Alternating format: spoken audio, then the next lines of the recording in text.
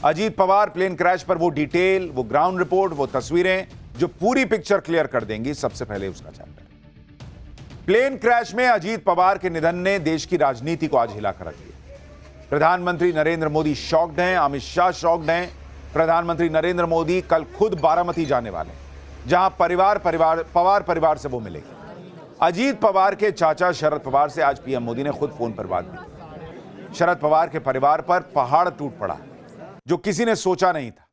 आज वो हो गया जो मतलब लोगों के कल्पना से परे है कि भाई अचानक से एकदम से खबर आई कि अजीत पवार जो है, जो महाराष्ट्र की राजनीति में एक बड़ी पहचान थे, डिप्टी सीएम थे, अचानक से उनका प्लेन क्रैश हो गया और उनका निधन हो गया। आज अजीत पवार के साथ जो हादसा हुआ उसमें कुछ भी नहीं बचा। प्लेन क्रैश से ऐसा भीषण धमाका हुआ जैसे कोई बॉम्ब गिरा।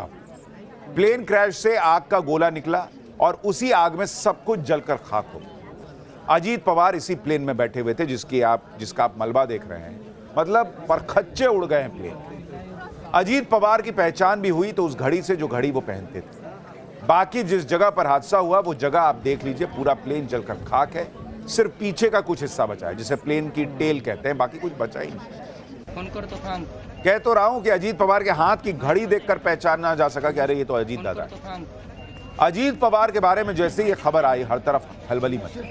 शरद पवार का पूरा परिवार फूट फूट कर रोने लगा। शरद पवार के परिवार में ये अजीत पवार ही थे जिन्हें शरद पवार की तरह सियासी समीकरण साधने में माहिर माना जाता था। अजीत पवार ही थे जिन्होंने नरेंद्र मोदी की ताकत समझकर एनडीए में आना तय किया था, और वो भी अपने चाचा शरद पवार से लड़कर। अजीत पवार की यह समझ सही साबित हुई जब नरेंद्र मोदी ने तीसरी बार लोकसभा चुनाव जीता और इसके बाद महाराष्ट्र जीतकर सरकार बनाई, जिसमें अजीत पवार को डिप्टी सीएम बनाया गया।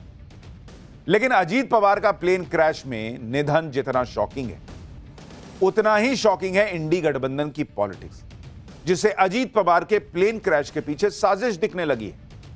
मतलब अभी अंतिम संस्कार भी नहीं हुआ है और इंडी गठबंधन इसमें साजिश का एंगल ले आया है नरेंद्र मोदी के विरोध के चक्कर। अजीत पवार के प्लेन क्रैश को 6 घंटे भी नहीं बीते थे, उससे पहले इंडी गठबंधन प्लेन क्रैश में साजिश की थ्योरी ले आया। ममता बनर्जी को अजीत पवार के प्लेन क्रैश में सियासी साजिश नजर आ रही है। ममता बनर्जी शक जता रही है कि मोदी सरकार हादसे की सही जांच नहीं करवाएगी, इसलिए सुप्रीम कोर्ट जांच करवाए। इसी तरह अखिलेश यादव, कांग्रेस पार्टी के नेता, भी हादसे के पीछे साजिश का एंगल ढूंढने लगे। आज पाठशाला में इस प्लेन क्रैश की पूरी पड़ताल करेंगे। ममता से लेकर अखिलेश के साजिश के आरोपों का सच क्या है आपको बताएंगे। एक एक तस्वीर, एक एक फुटेज, ग्राउंड रिपोर्ट, ऐसी जानकारियां जो आपको पूरा सच सामने लाकर रख देंगी, वो आपके लिए लेकर आया हूं। कैसे ये प्लेन अचानक से गोला बन गया, ऐसे सीधा चलता हुआ प्लेन ऐसे एकदम से अचानक से टेढ़ा कैसे हो गया, ये सब कुछ आज आपको बताऊंगा। लेकिन पहले जो हुआ है उसकी एक झलक देखिए।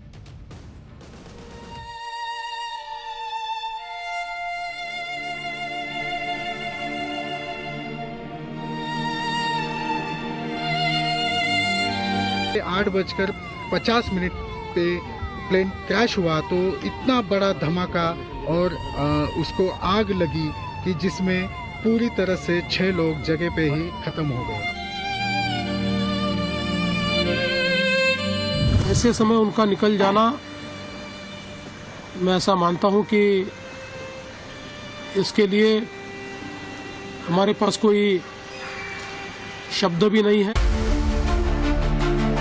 बहुत ही आज महाराष्ट्र के लिए एक काला दिन कहूँ, एक दुर्भाग्यपूर्ण घटना कहूँ, एक दुखद घटना कहूँ।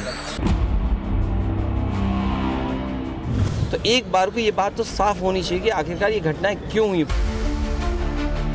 ये तो जो प्लेन था, छोटा प्लेन, वहाँ पर ऐसा हुआ क्यों, इसकी जांच तो होना ही चाहिए।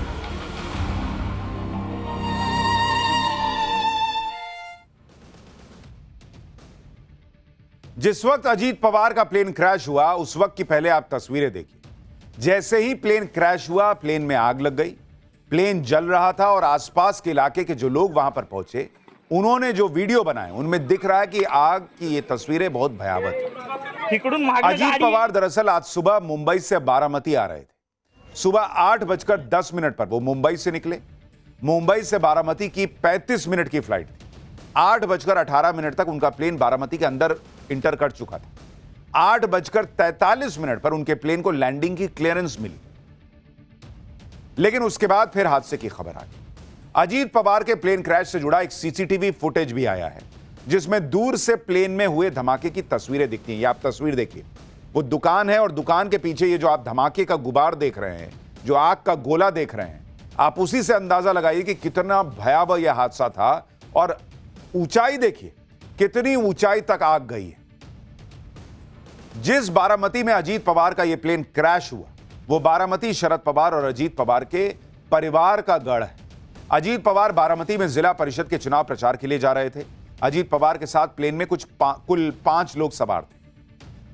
बारामती में जिस जगह पर यह प्लेन क्रैश हुआ, उस जगह की आपको तस्वीरें दिखा रहा हूं। बारामती में रनवे के पास प्लेन क्रैश हो गया और हादसे में पूरा प्लेन जलकर खाक हो गया। हादसा इतना भीषण था कि सिर्फ प्लेन का पिछला हिस्सा, जिसे टेल कहते हैं, वो बचा, बाकी सब जलकर एकदम तहस नहस हो गए। अजीत पवार के साथ प्लेन में जो 4 लोग जा रहे थे, उनमें उनके साथ उनके पर्सनल सिक्योरिटी ऑफिसर विदिप जाधव थे। विदिप जाधव मुंबई पुलिस के स्पेशल प्रोटेक्शन यूनिट के सदस्य थे। प्लेन में 2 पायलट थे, कैप्टन सुमित कुमार और कैप्टन शांभवी पाठक। इसके साथ ही प्लेन में अटेंडेंट के तौर पर पिंकी मौजूद थी। अजीत पवार के साथ इनमें से कोई भी इस प्लेन क्रैश में नहीं बच पाया। भाई, जिस तरह की तस्वीर है, किसी के बचने की कोई चांस ही नहीं। अजीत पवार के साथ जो लोग इस प्लेन में थे, उनमें 25 साल की को पायलट शांभवी पाठक भी थी, जिसका करियर तो अभी अभी शुरू हुआ था। शांभवी पाठक उन महिला पायलट्स में थी जो कॉर्पोरेट और चार्टर एविएशन में अपनी पहचान बना रही थी। शांभवी भी नहीं बची। आप सोचिए, जिस वक्त महाराष्ट्र ने एक बड़ा नेता खो दिया, जिस वक्त एक परिवार ने अपनी पायलट बेटी को खो दिया, जिस वक्त 5 परिवार शोक में डूबे हुए हैं, अजीत पवार के निधन के साथ महाराष्ट्र में बड़ी संख्या में उनके बारामती में समर्थक जुट रहे हैं, उस वक्त इंडी गठबंधन इस प्लेन क्रैश पर साजिश का एंगल लेकर आ गया नरेंद्र मोदी को घेरने के चक्कर। ममता बनर्जी ने तो कह दिया कि अजीत पवार तो बीजेपी का साथ छोड़ना चाहते थे, ऐसे में हादसे की सुप्रीम कोर्ट की निगरानी में निष्पक्ष जांच होनी चाहिए। वो तो यहां तक बोल गई कि बाकी एजेंसियों पर उन्हें भरोसा नहीं है क्योंकि सब बिक गई। अखिलेश यादव ने भी ममता बनर्जी के हां में हां मिलाने में देर नहीं लगाई। एक बार ममता बनर्जी और अखिलेश यादव को सुनिए, कैसे इनको हादसा होते ही साजिश का एंगल दिखने लगा है, क्योंकि इनको नरेंद्र मोदी को किसी तरीके से लेके आना है इस कहानी में। बाकी मैं सच्चाई आगे बताऊं। I came to know that from social network that somebody from other party, they gave a statement that Ajit Pawar is willing to leave the BJP. And now what happened today? I need proper investigation under the supervision of Supreme Court.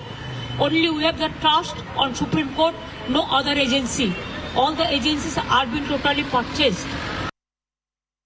उन्होंने ठीक ही मांग की होगी, क्योंकि VIP के साथ इस तरह की घटना न हो तो एक बार को ये बात तो साफ होनी चाहिए कि आखिरकार ये घटनाएं क्यों हुई। पूर्व में भी कई हमारे वीआईपी इसी तरह उनकी जान गई है। तो आखिरकार ऐसी जांच हो जिससे निष्पक्ष पता लगे कि आखिरकार घटना किस वजह से हुई। आप सोचिए बॉस, अभी घटना के 5-6 घंटे भी नहीं हुए थे और ये लोग साजिश का एंगल ले आए। ममता बनर्जी कह रही हैं कि मैंने तो सोशल मीडिया से सुना था कि अजीत पवार बीजेपी का साथ छोड़ने वाले थे। तो क्या आप कह रही हैं कि अब बीजेपी ने मरवा दिया है क्या? क्या सवाल पूछ रही हैं आप? क्या दिमाग में लोगों के भरना चाहती? किस बात की सुप्रीम कोर्ट से जांच कराना चाहती? ये किस स्तर की पॉलिटिक्स है भाई? ममता और अखिलेश ही नहीं, कांग्रेस अध्यक्ष मल्लिकार्जुन खड़गे ने भी प्लेन क्रैश पर सवाल उठा दिए। खड़गे ने कहा कि जांच होनी चाहिए क्योंकि ऐसा एक्सीडेंट हुआ है जो नेचुरल नहीं है। नेचुरल एक्सीडेंट कौन सा होता है बॉस? नेचुरली कौन सा एक्सीडेंट होता है? सारे एक्सीडेंट अननेचुरल ही होते हैं, हादसा होते हैं भाई, कुछ ना कुछ ऐसा होता है कि घटना होती है। आप सुनिए मल्लिकार्जुन खड़गे को एक बार। तो होना चाहिए क्योंकि ऐसा एक्सीडेंट हुआ है जो अननेचुरल है। भाई एयर सेफ्टी को लेकर बहुत कंसर्न है। अब क्या है, मोरर लेस सभी लीडर्स बोलिए या अर्जेंट काम के लिए सभी लोग जाते हैं और इवन दूसरे कॉर्पोरेट वाले भी जाते हैं, लेकिन ऐसा हर जगह होना। एक तरफ तो बड़े बड़े जहाज भी, अहमदाबाद के भी बहुत बड़ा एक्सीडेंट। ये तो जो प्लेन था, छोटा प्लेन, वहाँ पर ऐसा हुआ क्यों, इसकी जांच तो होना ही चाहिए। इंडी गठबंधन में करीब करीब सभी नेता ये माहौल बनाने में लगे हैं कि प्लेन क्रैश में कोई ना कोई साजिश हो सकती है। लेकिन ये साजिश है, यह हादसा, वहां की तस्वीरें क्या बता रही हैं, इसके बारे में आपको डिटेल से बताऊंगा। पहले आप इंडी वालों को सुन लीजिए कि वहां हर नेता कैसे साजिश का एंगल निकालने के लिए उतावला हुआ जा रहा है। जब भी कोई हादसा होता है या कोई एक्सीडेंट होता है तो एक एंगल ये भी देखा जाता है कि किसी ने कराया तो नहीं है, कोई साजिश तो नहीं है। अब ये तो इंक्वायरी के बाद ही कुछ पता चलेगा कि क्या मसला था, क्या सिर्फ एक्सीडेंट था या कोई साजिश थी। दूध का दूध, पानी का पानी, इंक्वायरी में हो जाएगा। जांच होनी चाहिए कि एयरक्राफ्ट में कहां से कैसे क्या गड़बड़ी हुई और इतना बड़ा हादसा हुआ। दूसरी बात, निश्चित रूप से बहुत ही दुखद घटना है। मैं अजीत पवार जी को अपनी श्रद्धांजलि अर्पित करता हूं और ईश्वर से प्रार्थना करता हूं कि उनके परिवार पर जो ये अपार कष्ट आया है उसको प्रभु सहन करने की शक्ति दे, लेकिन इसकी जांच होनी चाहिए। सुबह अजीत पवार का प्लेन क्रैश हुआ और दिन में इंडी गठबंधन साजिश की रिपोर्ट लेकर आ गया। नरेंद्र मोदी को घेरने के चक्कर में इंडी गठबंधन किसी भी हद तक जा सकता है बॉस। लेकिन आप देखिए कि अजीत पवार के प्लेन का जो फ्लाइट डेटा मिला उससे यह पता चल रहा है कि आखिरी वक्त में क्या हुआ। आप स्क्रीन पर जो लाल रंग का प्लेन देख रहे हैं, यह वो अजीत पवार का प्लेन है। अजीत पवार का प्लेन एक बार रनवे पर उतरने की कोशिश करता है लेकिन प्लेन लैंड नहीं हो पाता। प्लेन फिर आगे एक चक्कर लगाकर दोबारा रनवे की तरफ बढ़ता है, देखिए, और दूसरी कोशिश में प्लेन रनवे के पास क्रैश हो जाता है। इस हादसे के चश्मदीदों के मुताबिक प्लेन आसमान में गोल गोल घूम रहा था। वहां मौजूद चश्मदीद ने बताया कि क्रैश होने के बाद प्लेन में 4 से 5 धमाके सुने। एक बार सुनिए चश्मदीद। ये हमने देखा कि एयरप्लेन जब नीचे आया था ऐसा लग रहा था उसका क्रैश हो जाएगा, ऐसा हम सोच रहे थे, तभी क्रैश हो गया। हम देखे कि हमें लगा नहीं क्रैश हो गया है, लेकिन एयर ट्रैप पे उतरेगा ऐसा लगा, उतर रहा है, लेकिन क्रैश हुआ और उसके बाद स्फोट हो गया उसका जबरदस्त। स्फोट होने के बाद वो हम देखने आए, पहले देखा तो उसको आग लगी थी पूरे प्लेन को, और उसके बाद 4-5 स्फोट हो गया विमान में उसका। कुछ देर पहले ही अजीत पवार के विमान हादसे का एक और सीसीटीवी फुटेज सामने आया, जिसमें दिख रहा है कि कैसे अजीत पवार का प्लेन सीधे जमीन पर जाकर गिरा और क्रैश हो गया। या आप प्लेन को देखिए, इस फुटेज में ऐसा लग रहा है जैसे विमान जब रनवे की तरफ बढ़ रहा होगा तब वो डिसबैलेंस हो गया। आप इसको बहुत गौर से इस तस्वीर को देखिए। एक बार मैं आपको यह तस्वीर दिखाना चाहता हूं, जरा इसको गौर से आप देखेंगे तो आपको पता चलेगा। इसमें सबसे इंपॉर्टेंट चीज, अगर आपने कभी प्लेन को देखा होगा, ये प्लेन जा रहा है और प्लेन लैंडिंग के ठीक पहले बिल्कुल ऐसे हो गया। यूं ऐसे प्लेन जा रहा है, आप देखिए यहां पर प्लेन ऐसे जा रहा है और अचानक से ये देखिए कैसे प्लेन जो है वो पलट गया। एक बार इसको और जूम करके दिखाइए। इसमें आपको ये पता चलेगा कि, और ये बिल्कुल लैंडिंग के ठीक पहले हुआ है, कि प्लेन जाते जाते ये देखिए सीधा जा रहा है और एकदम से उसने ऐसे टर्न लिया है जैसे मतलब प्लेन पलट गया और उसके बाद आगे जाके विस्फोट होता है और वहां पे जो आग का गोला, ये देखिए यहां पे ऐसे हुआ है और यहां आगे जाके फट गया, क्रैश हो गया। तो ये तस्वीर बताती है कि लैंडिंग के ठीक पहले कुछ तो हुआ, कि ऐसे जाता हुआ प्लेन अचानक से ऐसे हो गया। क्या प्लेन को अचानक से मोड़ने का प्रयास हुआ? क्या ये लग गया कि जहां उतर रहे हैं वहां तो लैंडिंग हो ही नहीं सकती? अजीत पवार जिस प्लेन में सवार थे उसका नाम लियरजेट 45 है। ये एक मिड साइज बिजनेस जेट होता है। ये प्लेन कितना बड़ा होता है, प्लेन में अंदर कितने लोगों के बैठने की जगह होती है, वो भी आपको बताता हूं। इस प्लेन का आप वीडियो देखिए। प्लेन में करीब 8 लोगों के बैठने की जगह होती है। 4-4 सीट के 2 सेक्शन है। प्लेन के पिछले हिस्से में फ्लाइट अटेंडेंट के लिए जगह होती है। अक्सर नेता और बड़े बड़े बिजनेसमैन इसी तरह के छोटे प्लेन का इस्तेमाल करते हैं। यह विमान दिल्ली की कंपनी VSR एविएशन, जिसे VSR वेंचर्स भी कहते हैं, ये एक एयर चार्टर कंपनी है जिसका ये प्लेन था। यह कंपनी बिजनेस जेट्स की फ्लीट मैनेज करती है और उन्हें ऑपरेट करती है। अजीत पवार जिस प्लेन में उड़ान भर रहे थे वो प्लेन करीब 16 साल पुराना था। अजीत पवार के प्लेन के बारे में जो जानकारी मिली है उसके मुताबिक यह प्लेन साल 2010 का है, यानी 16 साल पुराना, जिसमें 2 इंजन लगे थे। यह विमान बिना रुके करीब 4000 किलोमीटर की दूरी तय कर सकता था और इस प्लेन को कनाडा की कंपनी बॉम्बार्डियर बनाती है।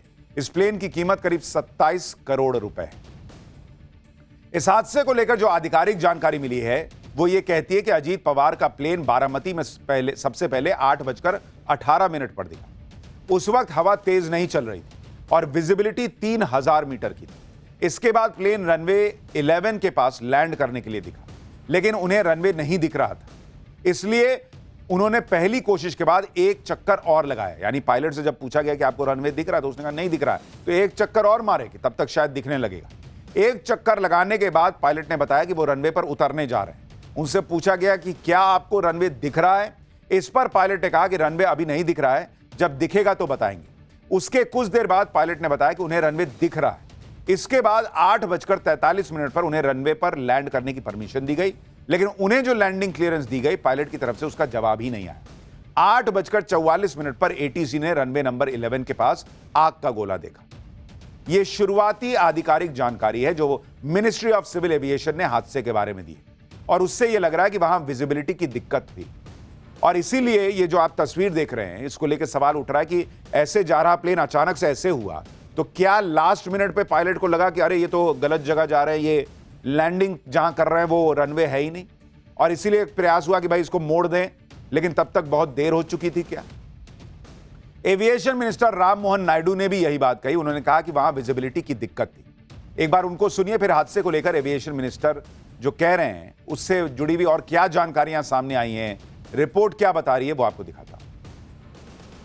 अभी जो एक्सीडेंट जो हुआ है उसका जो इन्वेस्टिगेशन उसको भी हमने शुरू कर दिया है। तुरंत डीजीसीए और एआईबी की टीम भी आई है, और जो प्रिलिमिनरी इन्वेस्टिगेशन या प्रिलिमिनरी जो समाचार हमें मिला है उसमें इतनी जानकारी थी कि जब वो लैंड करना चाहते थे सुबह करीब 8:48 AM के आसपास, तो उस समय विजिबिलिटी थोड़ा पूर था उधर। Primarily, it appears that the pilot could not see the runway, and that's why he would have carried out. But he has already taken. Very experienced pilot, more than 16,000 hours of experience, very seasoned. The co-pilot was also 15,000 hours. Okay. यानी शुरुआती जानकारी में visibility का issue होने की संभावना बताई जा रही है, क्योंकि जहां हादसा हुआ वो इलाका एक खुला मैदान था, आसपास खेत खलियान थे और सर्दियों में सुबह का वक्त था। ऐसे में कोहरे की वजह से विजिबिलिटी कम हो सकती है, और यह बात इसलिए भी पुख्ता लग रही है क्योंकि आधिकारिक बयान में यह स्पष्ट किया गया कि पायलट ने कंट्रोल रूम को बताया था कि उन्हें रनवे नहीं दिख रहा है। उन्हें दूसरी कोशिश में भी लैंडिंग पोजीशन के बिल्कुल पास जाकर रनवे दिखना शुरू हुआ था। दूसरी बात यह है कि बारामती का रनवे टेबल टॉप है, यानी कि जमीन से थोड़ा ऊपर बना हुआ है। अब मैं आपको जरा इस रनवे को करीब से दिखाना चाहता हूं। आप इसको देखेंगे तो आपको और तस्वीर क्लियर होगी। टेबल टॉप रनवे वो होता है जिसके आसपास एक या दोनों सिरे नीचे खाई की ओर होते हैं, जिससे लैंडिंग और मुश्किल हो जाती है। अब अगर आप इस तस्वीर को देखेंगे, ये रनवे है और जो हादसा हुआ है, प्लेन क्रैश हुआ, जो उसका मलबा मिला वो यहां पर मिला है। तो इस रनवे और इस क्रैश की जगह के बीच बहुत कम दूरी है अगर आप देख रहे हैं, और इसलिए भी यह संभावना लग रही है कि क्या पायलट को लगा भाई ये भी काली पट्टी है, इधर भी आप देखिए काली मिट्टी दिख रही है, क्या उसको ऐसा लगा ये देखकर कि यही रनवे है और उसने यहां उतारने की कोशिश की और लास्ट मिनट पे लगा कि अरे गलत है, तो मोड़ने का प्रयास किया, तब तक बहुत देर हो चुकी थी और प्लेन क्रैश कर गया? ये एक सवाल है। लेकिन जिस तरह की तस्वीरें हैं, जो शुरुआती जानकारी है, उसको देखकर यह प्रश्न उठ रहा है कि भाई यहां पर आप देखिए ये पूरा काला हिस्सा दिख रहा है जो रनवे जैसा ही लग रहा है, और उस तरफ आप देखिए कि वहां पर रनवे है, बिल्कुल आसपास दोनों दिखते हैं। और इसलिए ये संभावना जो है वो खड़ी हो रही है कि क्या विजिबिलिटी एक बहुत बड़ा कारण थी जिसकी वजह से यह हादसा हुआ। आप बारामती रनवे की कुछ और तस्वीरें आपको दिखाता हूं। हमारे सहयोगी जब बारामती एयरपोर्ट पर गए तो वहां की ग्राउंड रिपोर्ट से और क्लियर हुआ कि जहां प्लेन क्रैश हुआ वो जगह रनवे से 100 मीटर भी ढंग से दूर नहीं थी। इसका दूसरा मतलब यह है कि वहां विजिबिलिटी का इशू हो सकता है और तभी प्लेन रनवे के बेहद पास क्रैश हो गया। आपको बारामती एयरपोर्ट से हमारे सहयोगी की एक रिपोर्ट दिखाता हूं। आप यहाँ पे देख सकते हैं, यह रनवे है जहाँ पे सुबह 8:45 पर जो चार्टर प्लेन था अजीत दादा का, वो लैंड होने की कोशिश कर रहा था। उसके बाद यहाँ से 100 फीट पास में ही एक बड़े गड्ढे में यहाँ पे प्लेन क्रैश हुआ है। VSR कंपनी का ये प्लेन था इस चार्टर प्लेन में लगभग 6 लोग यहाँ पे ट्रैवल कर रहे थे।